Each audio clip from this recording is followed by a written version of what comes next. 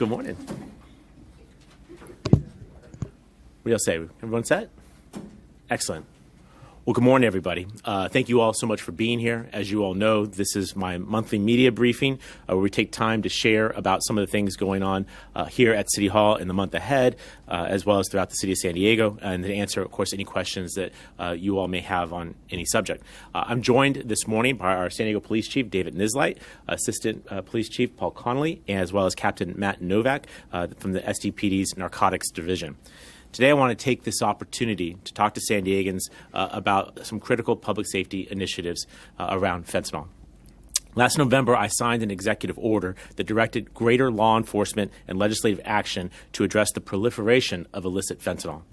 When I issued my executive order last fall, it was with the recognition of the immense human toll that this crisis is taking, how illicit fentanyl is destroying lives and families, and it is supercharging our homelessness crisis. Last year, in the city of San Diego alone, 410 people died of fentanyl overdose. This is an 800% increase over 5 years, when back then only 45 people in our city died of this drug. Now, I say only, let me correct myself. That is a significant number, but obviously 410 is a significant increase that should alarm absolutely everybody. Further, fentanyl overdose is the number one cause of death for people experiencing homelessness, with 181 lives lost in 2022. I'm pleased to report that with the direction provided by the executive order, under Chief Nislight's excellent leadership and through the great work of Captain Novak's unit, along with the enhanced cooperation of local, state, and federal law enforcement partners, we are successfully stepping up enforcement against the peddlers of this poison. In the time since I issued the order, the San Diego Police Department has increased fentanyl-related arrests by 53% in the city of San Diego. Their work has been done in coordination with the Regional Fentanyl Task Force, which, after a roundtable I hosted with State Attorney General Rob Bonta in October, now has 2 additional investigators from the Attorney General's office on the team. Under my executive order, we are also prioritizing several initiatives funded with proceeds from a legal settlement with opioid manufacturers. This includes 66 shelter beds with drug treatment services in partnership with the County of San Diego, laser fentanyl detection devices from our police department that they can use to test for fentanyl in the field, and a jail diversion program to get low-level users into treatment. City Attorney Maura Elliott had wanted to be here herself this morning to provide an update on the funds from her office is seeking to help address the enormous burden that opioids have put on families, government, and on healthcare resources, as well as our society at large. Many of you may be aware of the settlement with the Sackler family of Purdue Pharmaceuticals is currently under review by the United States Supreme Court, a fact that has been in the news recently. While the city attorney is not able to join us this morning, she asked that I provide information on her office's activities and invite you to reach out to her office for a virtual interview to answer any additional questions that you may have. The litigation dollars that the city of San Diego is entitled to and that we are discussing are separate from the settlement currently under review by the Supreme Court. Now, the city attorney filed our lawsuit in 2019. The settlements resulting from that lawsuit, drafted in partnership with other cities and counties, ensures that 85% of the settlement funds go to local governments like the city of San Diego. The settlement with the pharmaceutical companies, major distributors, and retailers of opioids will result in tens of millions of dollars coming to our city. We hope for additional funding coming from other parties, but that remains to be seen as some of those settlement or entities are currently in bankruptcy. Suffice to say, whatever we may receive, we will invest those funds further to address the impacts of the opioid crisis. Now, another outcome of the enhanced enforcement and cooperation on fentanyl is prosecutions for fentanyl-related crime in the region are on the rise. Prosecutions rose by 1,000% between 2018 and 2022, and cooperation with our federal counterparts has gotten even stronger.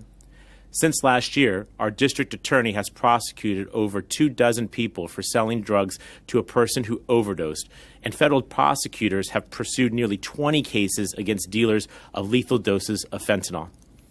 I've mentioned our federal partners, and I'm glad to report that recently confirmed permanent United States Attorney for the Southern District, Tara McGrath, has cited fentanyl as one of her top priorities.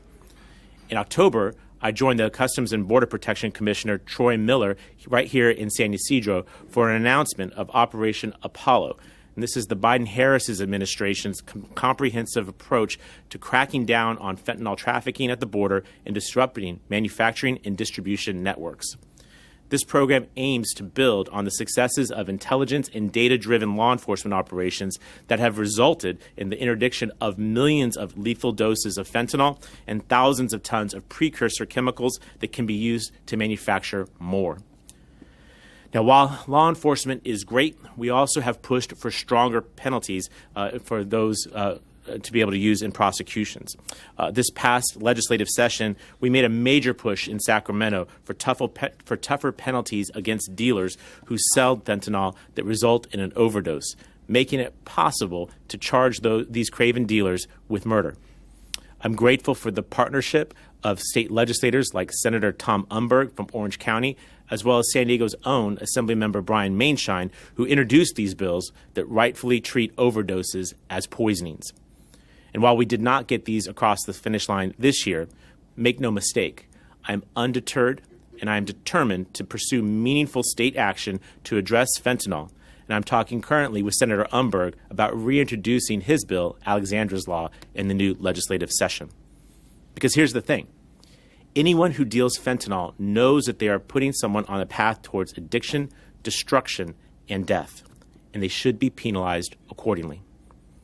I will also be leading the charge to support Governor Newsom's legislative efforts to increase penalties on Tranq, a Narcan-resistant mix of fentanyl and xylazine that is driving even more deaths. And it's certainly a new development that we need to stay on top of.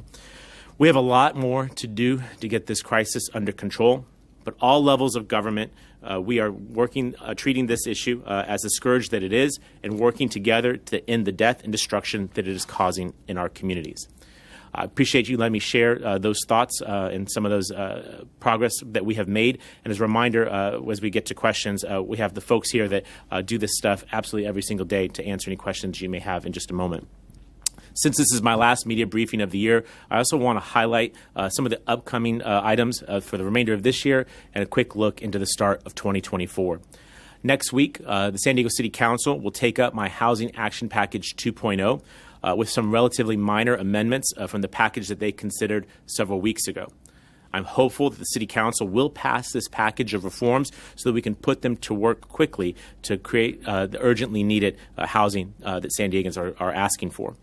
As I have said in the past, the lack of affordable homes in our community is directly connected to absolutely every challenge that we are facing, from homelessness to the cost of living, job creation and talent retention, even our climate crisis.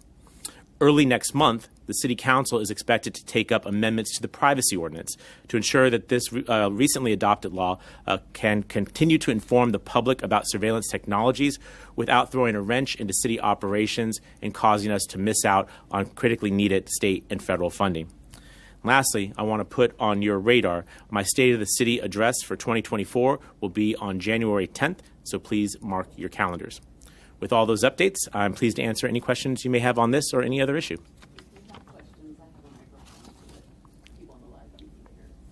Sure. Audrey? So with all of these steps forward that you've been able to take, what are the numbers? Have we gone down from that 410 that we saw last year? What are we looking like for 2023? These gentlemen may be able to speak more specifically, but obviously we're very focused on deaths. What I noted this year was that it's a plateau of sorts. So it's still 400 and something. I mean, the medical examiner, to my understanding, is still working to finalize the numbers for this year. Something that your viewers should know is that the backlog of autopsies at the medical examiner, you probably know about this, but I think it helps to illustrate just how terrible this problem is, and that collection of corpses is in large part about this. But the preliminary information that was shared with me not long ago was that the number is relatively flat. That's better than continuing to skyrocket upward. But if we're plateauing at 400 plus people a year, that is absolutely unacceptable, and it's why we have to stay focused and continue to push on making sure that we can keep San Diego safe. Gentlemen, do you have anything you want to add to that? I think you answered it. Yeah, go ahead. Please. Good morning. Paul Conley, Assistant Chief with the San Diego Police Department. The mayor was absolutely correct. 410 is the number we have right now.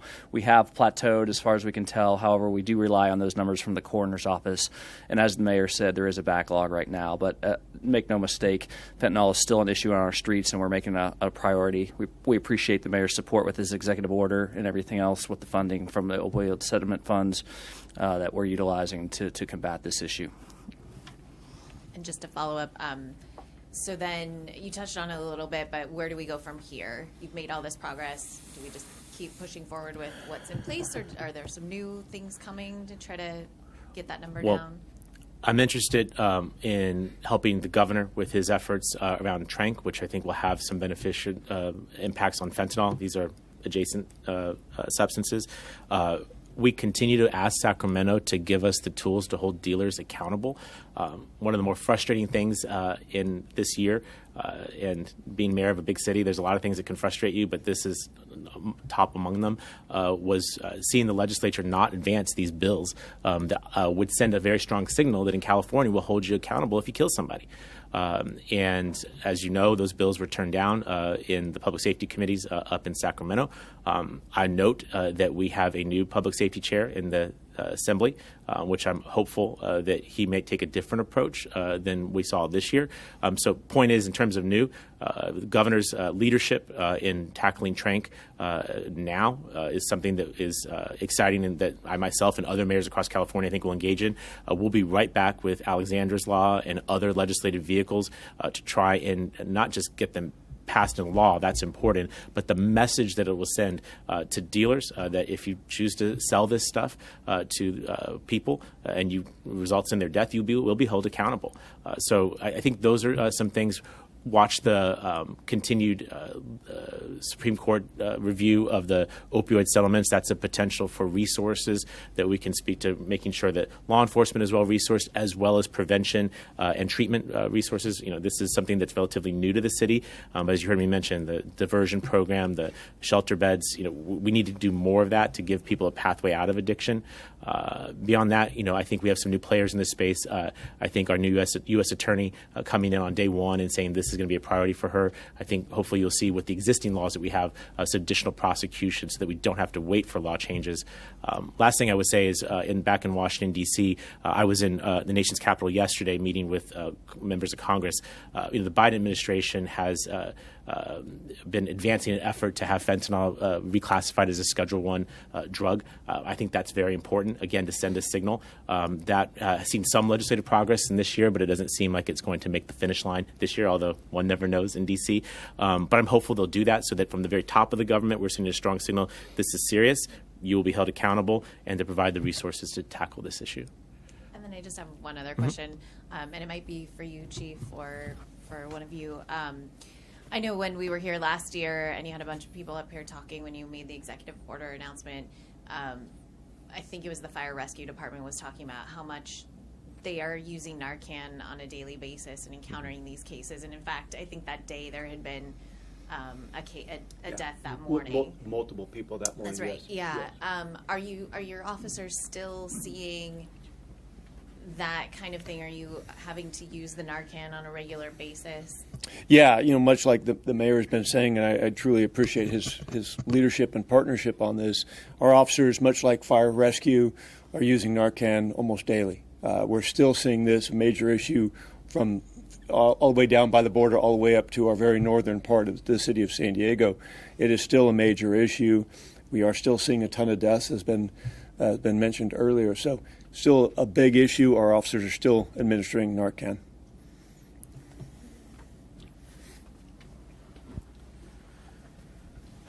Andrew.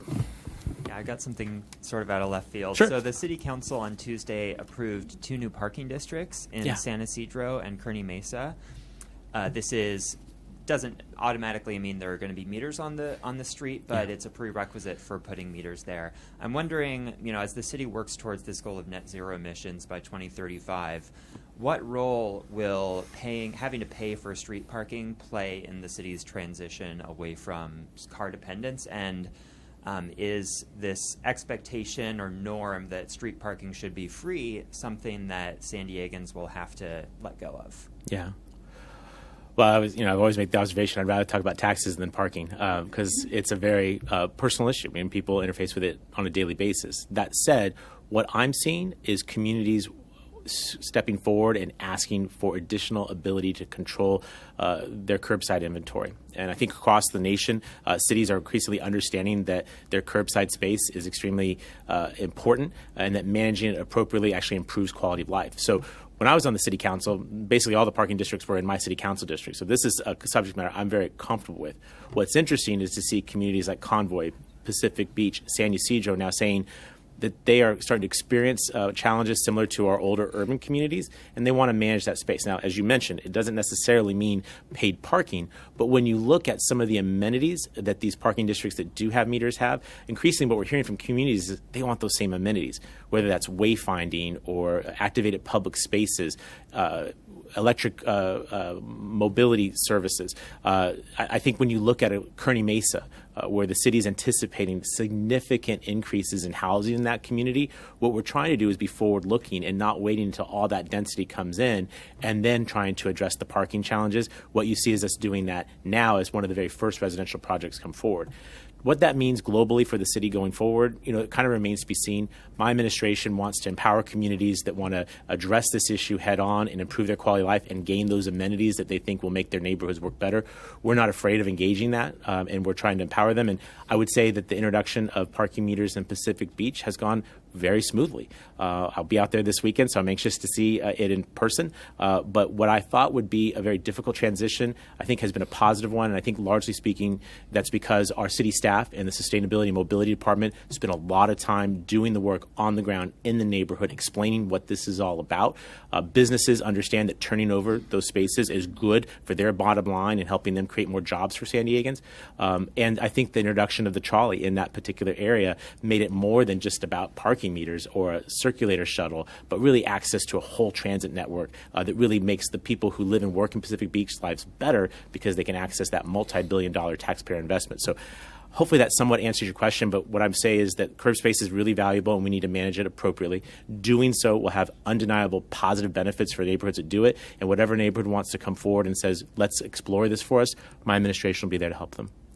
I don't know if you're familiar with what happened in Chicago with parking meters, but the mayor there, maybe a decade ago, auctioned off a long-term lease to a bunch of Wall Street investors for managing the parking meters. They made back their money in a couple of years, and now they're raking in billions of dollars in profits. And I think it's an interesting case study because it kind of shows what the market price for street parking is. And all of that money could be going to the city of Chicago.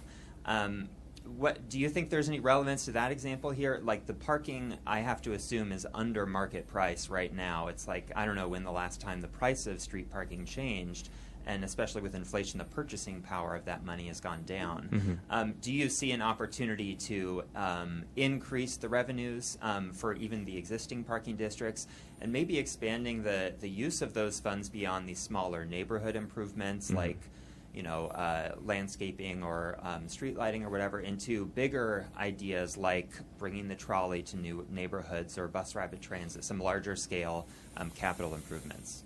There's a lot in there, but I kept up with you. This is the benefit of long-term city service. Yeah, that's why I like chatting about this stuff. I am familiar with the Chicago experience, and let me just say very clearly at the front end, I don't support privatization. These are dollars that should go to the benefit of taxpayers, residents of the cities. And while my memory of that situation was that was a necessary step to address a significant budget crisis in Chicago. City of San Diego is looking at our own set of financial outlooks that's challenging. Selling off city assets for short-term gains, that I will not support that. I suspect the council would not either. With regard to where we're priced in the market, my memory of our parking ordinance is that the local parking districts have the authority and the ability to make modifications. I was a part of an effort with then Councilmember Kevin Faulkner to pass that. I think your point is well taken. While that authority has been given, I don't think a lot of changes have been made. I think the last one I can think of is turning the meters off earlier in the mornings in certain neighborhoods because there was just no market demand, right? The demand was zero, and yet no one was parking there because the meters were on. I think that was a way to improve quality of life. Like, you're not having cars circulate in your neighborhood to avoid paying when they can just park there until the market appears. Again, going forward to your question on how those monies are used, I would appreciate more flexibility with most of our funding sources. I think oftentimes people say, see us make an announcement about this project and wonder why that money for something that maybe they don't prioritize can't be used here on something they want to prioritize. They don't always have the benefit of knowing that what they're suggesting is fundamentally illegal. My understanding is that with regard to Proposition I'll fill in the blank, 26, 27, 218, one of those limits our ability to utilize those dollars, but I certainly would appreciate a more open approach to that because when defined for the benefit of the fee payer, in this case a motorist, we have been able to get some success on streetlights and sidewalk improvements, recognizing you park your car and then you got to walk somewhere else, and so they should have the benefit of that positive experience. But I absolutely would make the argument that for every motorist that pays that fee, if they are benefited by someone choosing to walk or bike and having less traffic to navigate through, that there's a benefit to that. Whether or not the courts or attorneys or other folks choose to agree with me, I don't know, but generally speaking, Andrew, I would love to have more flexibility within reason on some of these resources, and I think they could be critical in the future. Mayor, we have a question from a reporter viewing online Okay. About the rise in retail theft and what your message, this is both for you and the chief, what your message is to San Diegans this holiday season about that. But I think Chief's probably better suited to answer that question. But let me just say that lawlessness will not rule the day in this city.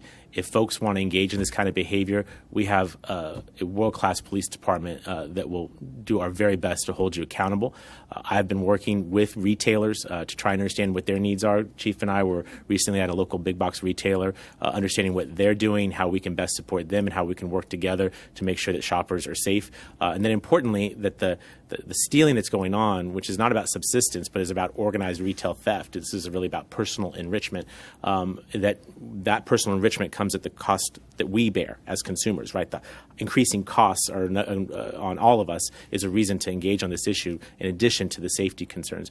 But ultimately, what I want to say to that questioner would be that we take this issue seriously. The police department aggressively addresses this issue. The holiday season is a great time to even double down on those efforts. And I was at some of our local regional malls over the weekend and observed some greater presence, which I was grateful for. The last thing I may want to say, and then I'll turn it over to the chief, is that I was in Sacramento about a couple weeks ago, really going door to door in the Capitol, trying to drum up support for action on retail theft in the new legislative year. Kind of similar to fentanyl, public perception on this issue has to be clear. If you steal, you'll be held accountable, right? And I think that there's an impression that that's not the case. Let me say very clearly, in San Diego, we will hold you accountable, but that needs to be a message across the state of California, and I believe that the governor and the legislature could take action.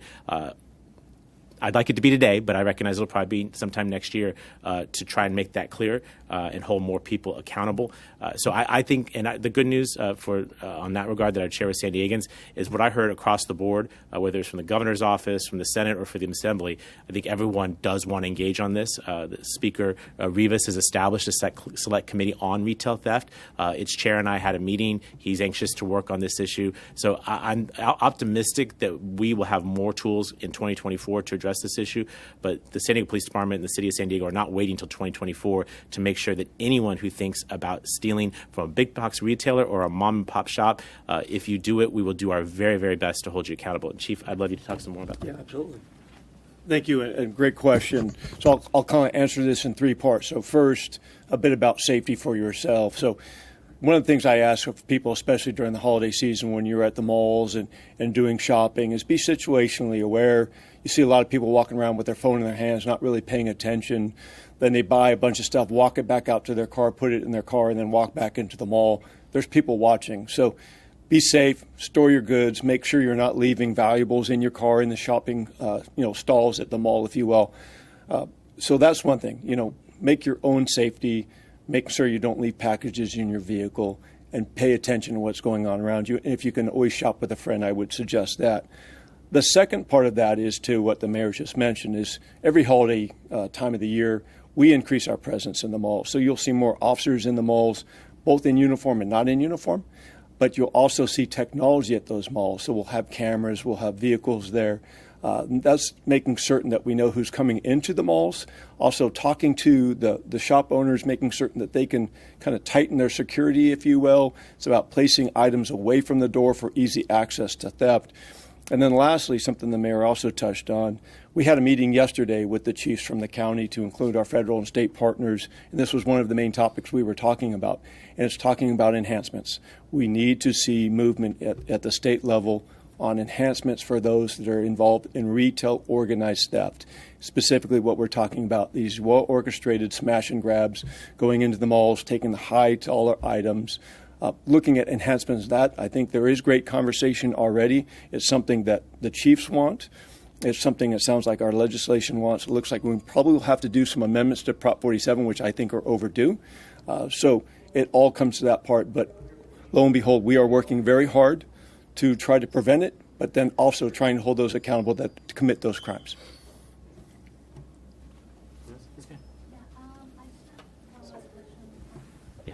If you don't mind, just recapture your audio. Regarding fentanyl, do you know the youngest age from those deaths, and have you seen also an increase on teenagers or younger community using fentanyl? Gentlemen, you want to grab it?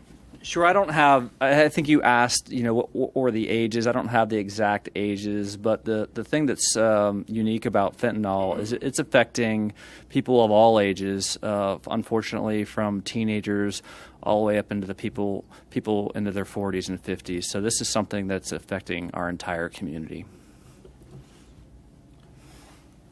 I would refer you to our district attorney, Summer Steffen, who I've been in her presence where she has mentioned some pretty extraordinary ages of people who've been impacted about this. And I want to take this opportunity to thank the district attorney. She's done a fantastic job of being a great partner to us and making sure that the felony crimes that are within her jurisdiction, that there's accountability there. And we'll continue to work closely with her. But I know she could probably provide you that data. And I would just echo what Chief Connolly said. While there's obviously a lot of concern and focus on its impact on children, there's no segment of our community that's not impacted by this drug. And I'll take this opportunity to say every San Diegan has a role to play in fighting fentanyl.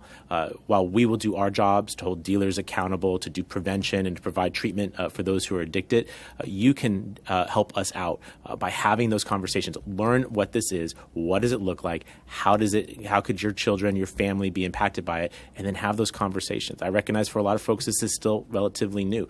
We all have a responsibility to educate ourselves, have conversations with our loved ones, and make sure that we're looking out for one another. The best prevention out there is an engaged family and friend network that can capture and take care of people before they end up in our responsibility at the other end of a 911 call, or unfortunately, oftentimes at the end of a coroner's call. We don't want that, and everyone can play a role in making sure that we tackle fentanyl in our community. That's all we have time for. Okay. Thank you all very much for being here. See you soon.